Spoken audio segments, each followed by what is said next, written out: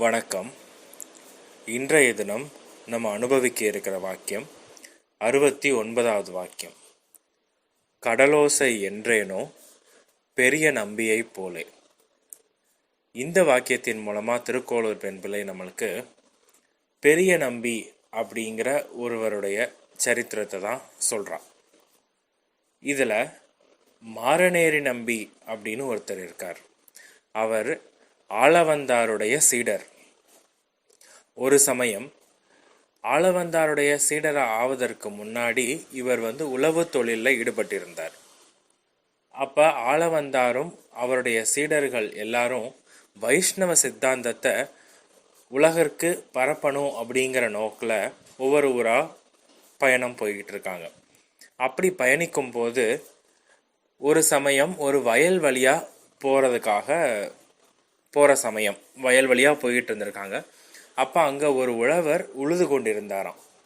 உச்சி வேலை ஆனதுனால பசியும் தாகமும் பொறுக்க முடியாத அவர் பக்கத்தில் இருக்க ஒரு ஓடையில் போய் அங்கே இருக்கிற சேற்று நீர்னு சொல்கிறாங்க, சகதியோடு இருக்கிற அந்த நீரை கையால் அள்ளி எடுத்து எம்பெருமானுக்கு நிவேதனம் பண்ணிவிட்டு பின்னாடி தானும் பருகிக்கிட்டார்.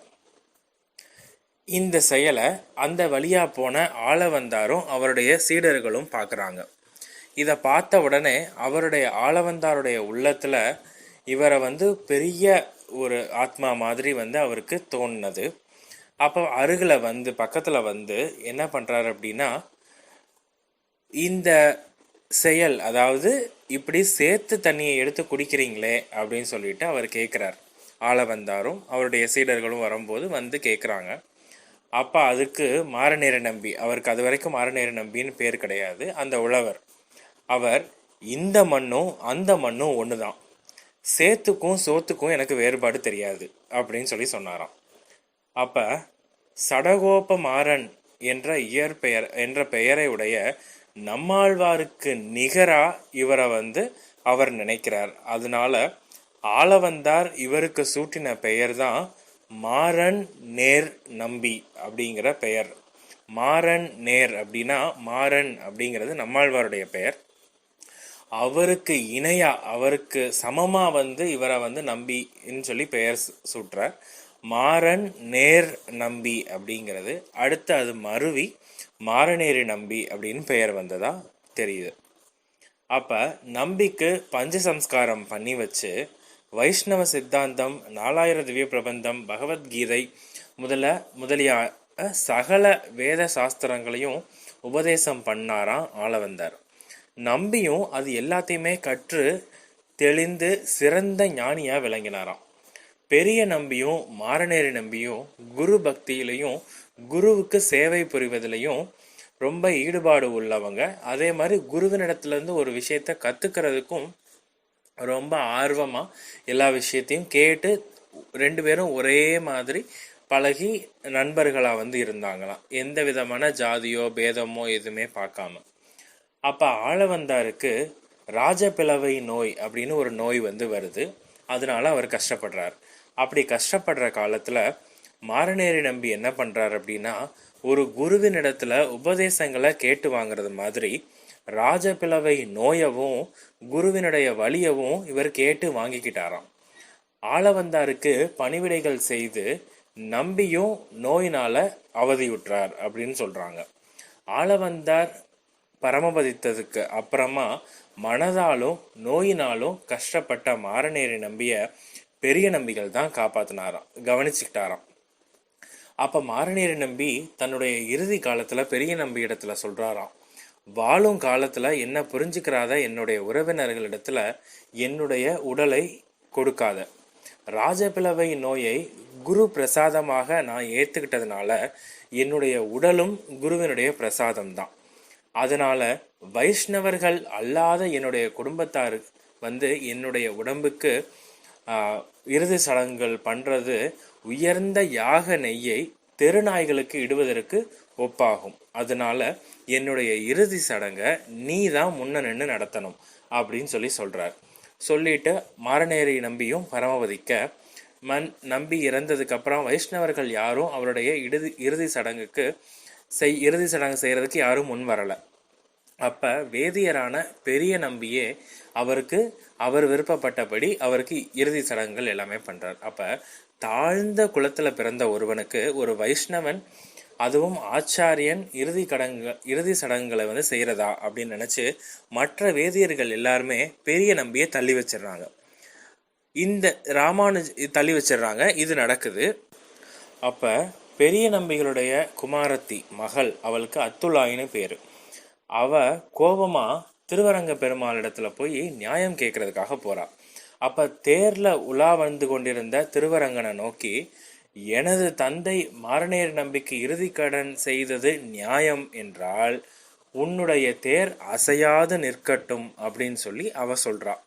அவ சொன்ன அடுத்த நிமிஷம் தேரில் உலா வந்து கொண்டிருந்த பெருமாள் அந்த தேர் அங்கிருந்து நகராம அப்படியே நிக்கிதான். அப்ப தேர் நின்ற விஷயம் தெரிஞ்சு ஸ்ரீ ராமானுஜர் அங்க வந்து பெரிய நம்பியுடைய செயலுக்கு விளக்கம் கேட்கிறார். அப்ப பெரிய நம்பிகள் என்ன சொல்றாரு அப்படின்னா, பறவை இனத்தை சேர்ந்த ஜட்டாயுவிற்கு ஸ்ரீ ராமரை இறுதி கடன் பண்றார்.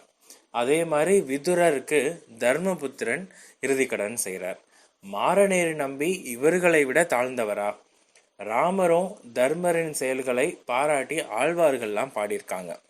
அவை எல்லாமே வந்து அது வழி நடக்கணும் அப்படிங்கிறதுக்காக தான் வந்து ஆழ்வார் பாசுரங்களோ அந்த பாடல்களோ இருக்கு. அதனால அந்த வழியா ராமரும் தர்மரும் செய்த செயல்களை ஆழ்வார் ஆச்சாரியர்கள் குறிப்பிட்டு பாடினதுனால அந்த பாசுரங்கள் யாரும் பொருட்படுத்தாத கடலோசையை போன்றதா ஆயிரும், இப்படி நான் பண்ணாம இருந்திருந்தா அப்படின்னு சொல்லி அவர் சொல்றார். அதாவது கடலோசை அப்படிங்கிறது வந்து ஓயாம ஒழிச்சுக்கிட்டே தான் இருக்கும்.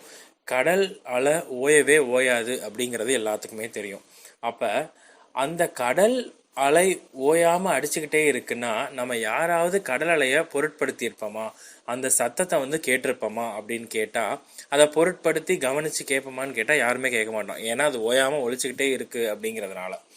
அப்ப அந்த மாதிரி இந்த ஆழ்வார் ஆச்சாரியர்கள் வந்து பாசுரங்கள்லாம் பாடுறாங்க அப்படின்னா அதற்கு ஒரு பலன் இருக்கணும். அப்போ அந்த பலன் எதுவுமே இல்லாமல் நம்ம எப்படி ஒரு கடல் அலைய கடல் ஓசையை வந்து சட்டை பண்ணாமல் இருக்கமோ, அது மாதிரி ஆச்சாரியர்களுடைய பாசுரங்களையும் 4000 திவ்ய பிரபந்தத்தையும் வந்து சட்டை பண்ணாமல் இருக்கக்கூடாது.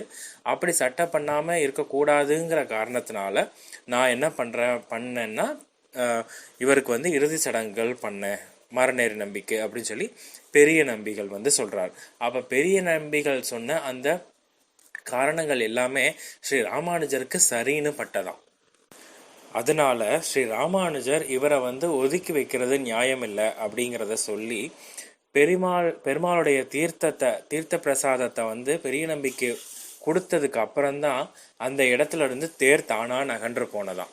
அப்படி இந்த கடலோசை விஷயத்த வந்து யாரு சொல்றான்னா பெரிய நம்பிகள் வந்து சொல்றாரு.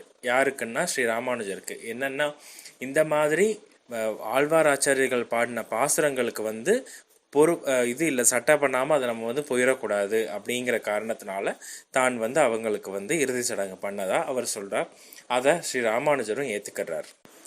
இதைத்தான் திருக்கோளூர் பெண் பிள்ளை கடலோசை என்றேனோ பெரிய நம்பியை போல என்கிறாள் ஸ்ரீ ராமானுஜரிடத்துல.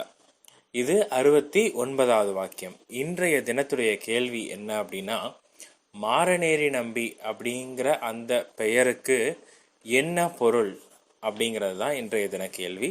இதற்கு பதில் தெரிந்தால் கமெண்ட் பாக்ஸில் கமெண்ட் பண்ணுங்க. அடுத்து 70வது வாக்கியம், சுற்றி கிடந்தேனோ திருமாலையாண்டான் போலே. அந்த வாக்கியத்தினுடைய அர்த்தத்தை அடுத்த நாள்